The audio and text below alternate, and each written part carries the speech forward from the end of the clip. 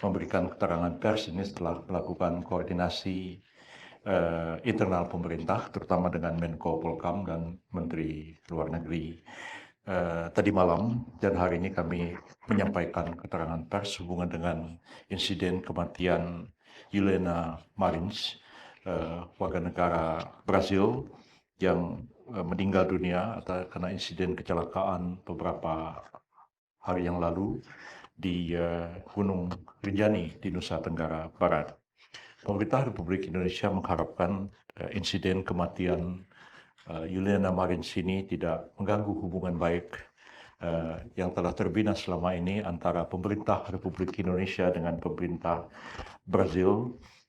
Apalagi sekarang ini Presiden Prabowo Subianto tengah melakukan kunjungan resmi ke Brazil, menghadiri pertemuan para pemimpin BRICS di sana, dan kita mengharapkan dan menghimbau semua pihak supaya kasus insiden kematian dari Juliana Marins ini tidak mengganggu hubungan baik antara pemerintah Indonesia dengan pemerintah Brazil. Pemerintah sangat concern dan berduka atas meninggalnya Juliana Marins, dan pemerintah menganggap kematiannya adalah insiden kecelakaan dan yang sesuatu yang bisa terjadi sebenarnya pada setiap pendaki gunung dimanapun berada. Dan seperti kita mengetahui bahwa pemerintah telah melakukan upaya-upaya untuk melakukan penyelidikan atas kasus ini, telah dan sedang berlangsung untuk mengungkap fakta yang sebenarnya terjadi. Walaupun dari berbagai koordinasi yang kami lakukan, kami mengetahui bahwa memang pada saat kejadian cuaca sangat ekstrim di Rinjani, dan kita ketahui bahwa Gunung Rinjani ini termasuk medan pendakian yang sulit.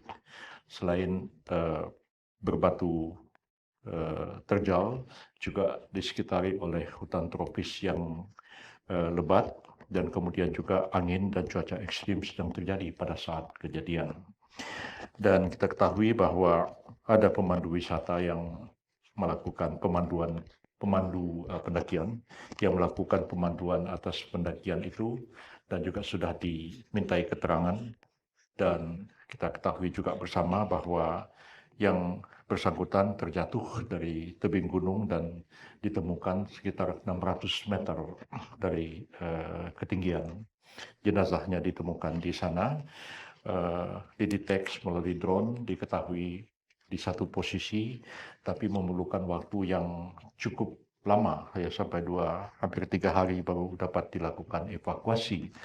Evakuasi telah dilakukan oleh tim SAR, dibantu oleh relawan yang paham lika-liku sekitar Gunung Rinjani, dan tidak mudah melakukan evakuasi ini oleh karena lokasi yang tebing yang sangat curam, kemudian hutan tropis dan angin yang bertiup kencang ekstrim pada waktu itu, sehingga tidak ada jalan lain yang dapat dilakukan kecuali evakuasi dilakukan secara manual dan dilakukan secara vertikal ke atas.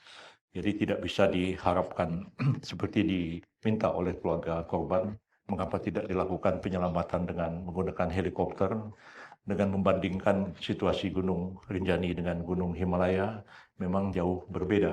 Gunung Himalaya itu adalah daerah pegunungan bersalju, tidak banyak pohon, ya, berbeda dengan Gunung Rinjani yang diliputi oleh hutan tropis yang lebat dan cuaca ekstrim dan bukit yang terjal, sehingga sangat sulit menggunakan helikopter untuk melakukan upaya evakuasi, sehingga satu-satunya jalan yang dilakukan adalah evakuasi secara manual, sehingga lebih lama daripada waktu yang diharapkan. Kemudian setelah jenazah dievakuasi, telah dilakukan otopsi di sebuah rumah sakit di Denpasar, Bali, dan dilakukan prosedur otopsi sesuai dengan ketentuan atau metodologi forensik yang berlaku di dalam ilmu kedokteran, dan dapat dipastikan bahwa yang bersangkutan meninggal itu antara 15 sampai 30 menit setelah tubuhnya terhempas di batu. Jadi forensik telah menunjukkan bahwa terjadi kerusakan organ dan patah tulang yang sangat parah, dan jarak antara terhempas dengan meninggal itu hanya 15 sampai 30 menit.